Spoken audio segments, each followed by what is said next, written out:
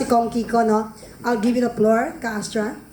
Ayan, magandang meow na umaga kan sa ating lahat. So, fellow cat lovers and dog lovers and all pet lovers, kasama na ba ang pet na mga buhaya? Meron ba kayong pet na mga buhaya at dragon? Oo, pero lahat ng mga dragon at mga buhaya ay natakot sa isang meow. Kaya sa umagang ito, kumusta ka po, Kong Kiko? Wait, ano ba? Very, very good. Good morning everyone and good morning sa Crocodile Farm. Huwag kayong masyado magnakaw ngayon kasi mababa ang ekonomiya natin.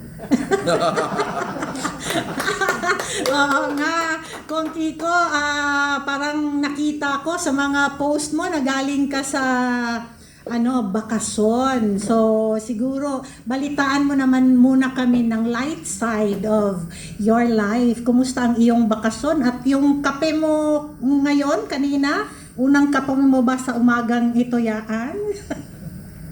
Yes, bagong gising lang. And yung vacation, very good. Nakita ko yung sites doon sa Singapore. Sobrang ganda talaga doon. Malinis. No drugs, no...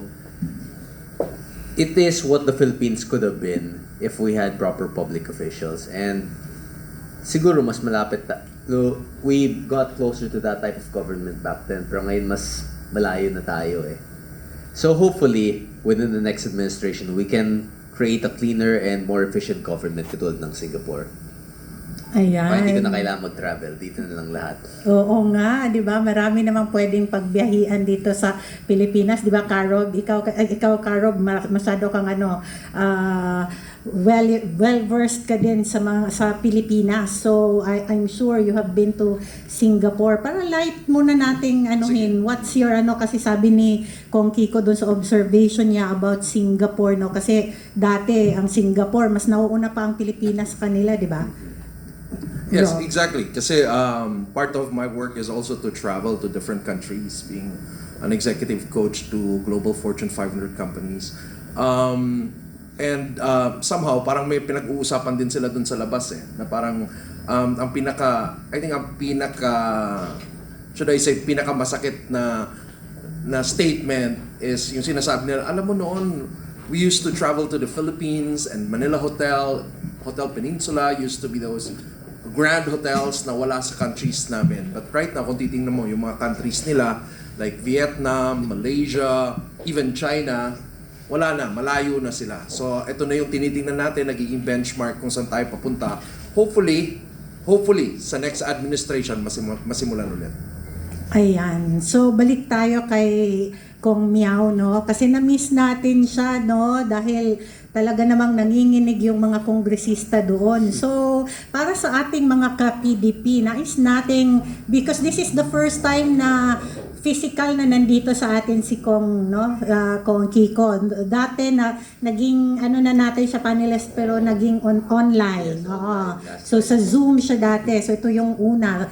Pwede bang magbigay ka ng kaunting pagpapakilala sa sarili mo para sa ating mga sumusubaybay at nanonood? Kung ikaw ay nasa salamin, sino si Kiko Barsaga? Si Meow Meow. Actually, mahirap to since ang tagal ko nang hindi nagpakilala, since sobrang dami ko ng media exposure, especially recently nung nagkaroon ng issues sa flood control, yung kay Romualdez in Congress, na nakalimutan ko na kung paano magpakilala kasi sobrang daming tao sinasabi na, ay, si Congress Meow, ay, Meow Meow. But for everyone who's wondering, I'm Kiko Barzaga, former 4th District Representative of Cavite, and yung Meow Meow ng Kongreso.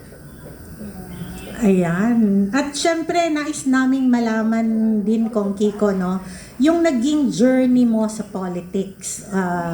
Before you became congressman, paano mo pinaghandaan? At nung naging congressman ka, so what was your journey like? Journey? Well, nag-umpisa yun noong 2019. Doon ako unang tumakbo as a city councilor, and I was only around 20 years old at the time, so I went straight into politics. I even did it before tertiary education, where I enrolled in college after pandemic na. So 2022 na ako na college. Nakatapos na ako ng first term ko as city council. So I prioritized the work before my own personal education. And secondly, nung naging congressman ako, that was in 2025, it was left vacant because my father died in 2024 and they could not find, they were expecting the surgery to go well and for him to return. Pero nagkaroon ng complications after since yung tatay ko nagkaroon na siya ng bypass surgery around around the year 2000, 2001, 2002. So, nagkaroon talaga ng complications and kailangan nila ng isang tatakbo for Congress and they found me most fitting since I was already the #1 counselor at the time. Ayan, oo. Siyempre naman, no, siya talaga yung #1 sa kanila and it was very unexpected nga yung panalo mo sa Congress kasi 'di ba yung mga kalaban mo medyo ano sila sa iyo noon, no, ginagawan ka pa nila ng kwento, but the people of Cavite, no, Dasmariñas talaga ay talagang sinuportahan ka. So sa loob ng isang taon kasi shortened yung iyong term because yung ethics committee, hindi ethics committee yun eh. Ethics committee kasi para lang silang mga ethic na di ba? Ano ang pinaka-proud ka na nagawa mo sa loob ng isang taon na nanungkulan ka bilang kongresista?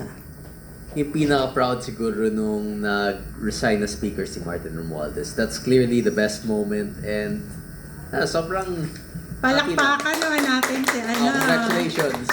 Oo. I mean, ngayon may mga flood control pa, bumabaha pa, pero at least wala na si Romualdez. And that's one of the most important victories we had at the time. Yan, syempre, buong Pilipinas ay nagpapasalamat sa iyo, Kong, no? And that victory, alam natin na may kasunod pa yan.